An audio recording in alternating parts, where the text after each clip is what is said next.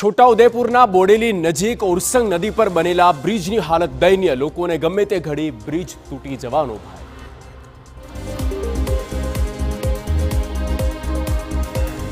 છોટાઉદેપુરના બોડેલી તાલુકામાં ઓરસંગ નદી પરથી પસાર થતા નેશનલ હાઈવે નંબર 56ના આ પુલની હાલત જુઓ। મરવાના વાંકે જીવી રહ્યો હોય તેમ બિસ્માર પુલ ગમે ત્યારે તૂટી પડે તેમ છે। તંત્ર જાણે કોઈ મોટી દુર્ઘટનાની રાહ જોઈ રહ્યું હોય તેવું લાગે છે। હવે આ બ્રિજની ઉપર એનું સ્ટીલ પણ દેખાય છે, એના સરિયા પણ નીકળી ગયા છે અને નીચેથી પિલ્લર પણ છૂટા થઈ ગયા છે અને બ્રિજની ઉપર એટલા મોટા મોટા ખાડા પડી ગયા છે કે આ બ્રિજ ગમે ત્યારે તૂટી શકે એવી પરિસ્થિતિ છે। પુલની આવી હાલત હોવા છતાં તેના પરથી 45 ટન જેટલી રેતી ભરેલા ડમ્પરો બેફામ દોડે છે। અગાઉ વર્ષ 1991માં બ્રિજનો એક ભાગ ભારે વરસાદમાં ધોવાઈ ગયો હતો। તૂટેલા પુલ પરથી એ સમયે એસટી નદીમાં ખાબકી હતી, જેના ડ્રાઈવર અને કંડક્ટરની આજ દિન સુધી કોઈ ભાળ નથી મળી।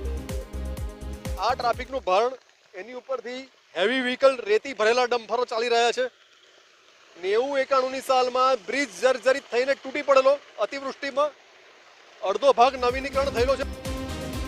આ પુલ અતિ જર્જરિત છે અને તાત્કાલિક સમારકામ ઝંખી રહ્યું છે, પરંતુ તંત્રને જાણે કંઈ પડી ન હોય તેમ લાગે છે।